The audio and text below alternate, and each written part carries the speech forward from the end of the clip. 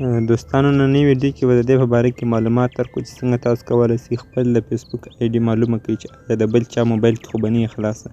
یعنې ستاسو د فیسبوک آی ډي که کوم چا هیک کړې وي په دغه طریقه سره تاسو کولی شئ چې معلومه کړئ چې آیا دا بل چا خلاصه کړې ده، یعنې بل چا په خپل موبایل کې راخلاصه کړې ده زما آی ډي که نه ده.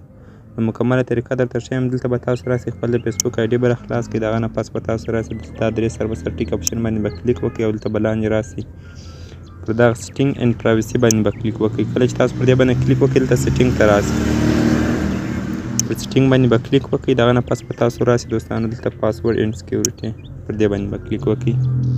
هر کله چې تاسو پر دې باندې کلیک وکړئ دلته دوستانو تاسو ته معلومیږي ویر یو ار لوګډ ان. لومړی دلته نوشتلي دوستانو په سمسنګ ګلکسي ام یو جیش کې دا آی ډي خلاصه شوې ده په دا موبایل کې، دا اوس اکټیو ده چې دا زما په موبایل کې راخلاصه ده دوستانو. او بیا څه وخت مخکې دلته نوشتلي 15 منټه اګو هم په دغه موبایل کې خلاصه شوې ده. که چیرې بل چا ستاسو آی ډي هیک کړی وي نو هغه دلته معلومیږي چې آیا په کوم موبایل کې خلاصه شوې ده.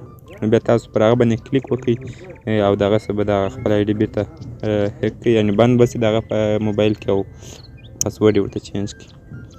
نو دلته تاسو مینه مثال زه غواړم دغه مخکې چې ما دا موبایل خلاص کړی ده په دې کې زه بېرته بنده کړم. پر دې باندې به کلیک وکړم. د هغه نه پس به دلته راسم سکیورټي اکاونټ پر دې باندې کلیک وکړم.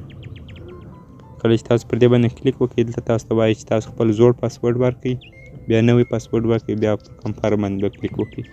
نو هغه به د هغه موبایل څخه بېرته ووځي هغه آی ډي څه لوګ آوټ وشي یا دلته پر لوګ آوټ باندې کلیک کولی شئ. نو هیله ده چې ویډیو مو خوښه شوې وي دوستانو. چینل حتما سره سبسکرایب په څنګ کې د بیل آیکن باندې هم کلیک وکړئ چې بیا تاسو ته هر ویډیو پر وخت ورسیږي.